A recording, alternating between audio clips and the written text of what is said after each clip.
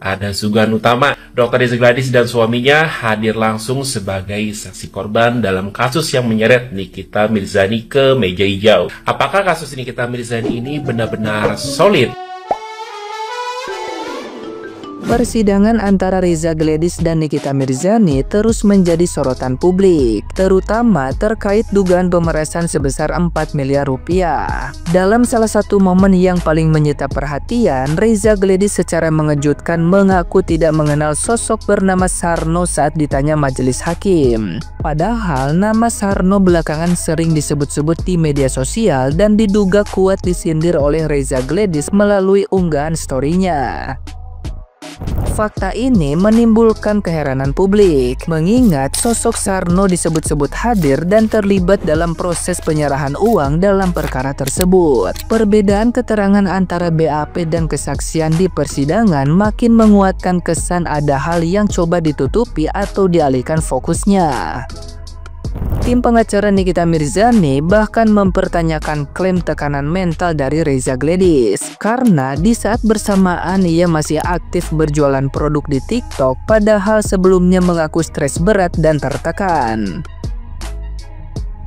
Di sisi lain, jalannya persidangan yang seharusnya fokus pada pembuktian pemerasan justru kerap melenceng ke isu-isu seperti warna kulit, produk skincare hingga motif personal lainnya.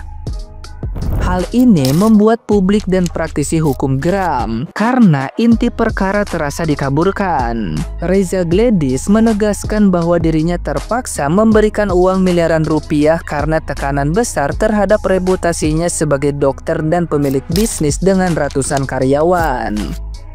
Pengakuan Reza Gladys yang mengaku tidak mengenal Sarno di tengah fakta-fakta yang menunjukkan sebaliknya kini menjadi titik kritis yang bisa memperberat posisi hukumnya. Nah, gimana nih menurut netizen yang terhormat? Silahkan berkomentar ya. Sarno siapa itu Sarno? Tidak tahu. Kok bisa Anda bilang tidak tahu? Anda itu di persidangan disumpah di atas Al-Quran. Anda harus bicara sejujur-jujurnya. Nama Sarno itu kan julukan dari Anda. Ketika Anda membuat VT, Anda dengan lantang bilang Sarno, berarti Sarno itu ditujukan kepada seseorang. Kok bisa Anda bilang tidak tahu?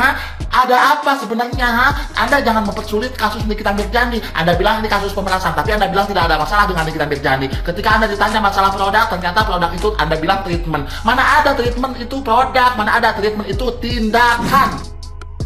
Yang paling lucu guys, konferensi pers nantangin si Sarno. Kita sebut saja si Sarno karena sebutan Sarno ini datangnya dari kalian. Kalian nantangin si Sarno, sumpah Al-Quran lah, apalah, inilah, itulah. Padahal kamu aja disumpah Al-Quran malah ditanya kenal sama Sarno, jawabnya nggak kenal. Gimana konsepnya itu? Jadi kalau kalian menggiring si Sarno ini yang sok-sok suka sumpah-sumpah, padahal si Sarno yang tidak tepat janji terhadap sumpahnya, kita semua kemarin udah menyaksikan kamu itu jago berdusta dan jago berbohong. Kamu disumpah di atas Al-Quran, atas nama agama dan Alkitab kamu, masih aja sempat kenal Sarno nggak? Enggak.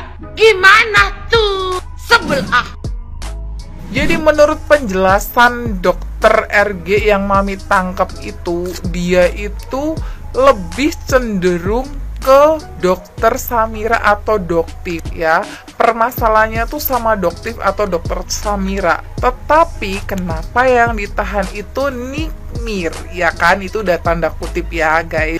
Lalu yang kedua, jadi dokter RG itu bilang kalau produk yang dipegang Nikmir itu memang bukan produk dia, padahal itu beretiket biru, dan katanya dokter RG itu pemakaiannya harus di kliniknya dia. Oke, tunggu dulu. Nah, pertanyaan Mami, kalau orang yang beli itu adalah orang jauh, apa dia harus datang ke klinik juga? Nikita Mirzani saking senangnya sampai bertepuk tangan pada saat persidangannya kemarin. Jadi kemarin itu adalah persidangan Nikita Mirzani yang sangat-sangat menurut pribadi gue tuh membingungkan, bahkan ada lucunya juga sih sebenarnya. Karena gini guys, kemarin gue aja nonton sebagian ya, dan sebagiannya lagi gue terusin karena terlalu panjang dan gue ada aktivitas gitu. Jadi inti persidangan itu sebenarnya gue bingung. ya. Gue juga mau bikin VT ini, gue bingung karena gini, sebenarnya ini awal mula ada pelaporan kan karena masalah pemerasan, ya kan. Nah, pada saat kemarin kalau kalian ngikutin persidangannya atau kalian yang belum ngikutin nih, tidak sesuai dengan BAP. Saksi 1, saksi 2 ya, itu tidak sesuai dengan BAP. Sampai ditekanin sama pengacaranya Nikita Mirzani bahwa ini nggak sesuai BAP. Ternyata pada saat persidangan berjalan, di situ tuh ketahuan atau selama persidangan tuh yang dibahas adalah kasus pembulian, atau dia merasa tidak terima, dibilang maaf abu-abu dan segala macam, ya kan. Jadi kayak masalah pribadi lah, dan bener-bener nggak sesuai dengan BAP yang dibikin gitu guys. Sampai ya seperti gue bilang tadi, pengacara Nikita Mirzani sampai bertanya, ini nggak ada di BAP, apakah mau ditarik atau apa gitu, karena nggak ada sesuai dengan BAP. Dan lagian yang menurut gue ya, gue memang tidak pernah, atau puji Tuhan tidak pernah ada BAP segala macam ya, tetapi gue tahu bahwa ketika ada pelaporan dan atau pembuatan BAP itu adalah diri sendiri kan yang harus bikin gitu kan, ada pelaporan yang pembuatan BAP.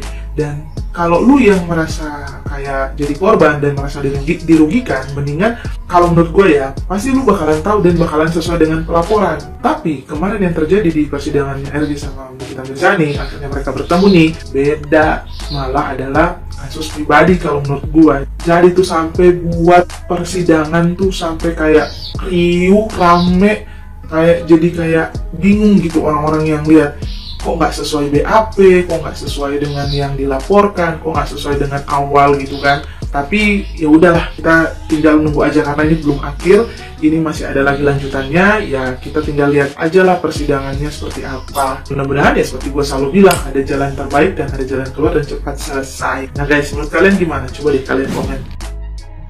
Sidang Nikita Mirzani makin panas dan Dr. Reza Gladys akhirnya buka suara dan banyak hal yang tidak sinkron. Nah, sahabat channel, hari ini pada tanggal 24 Juli 2025 sidang Nikita Mirzani kembali digelar dan berjalan sangat panjang.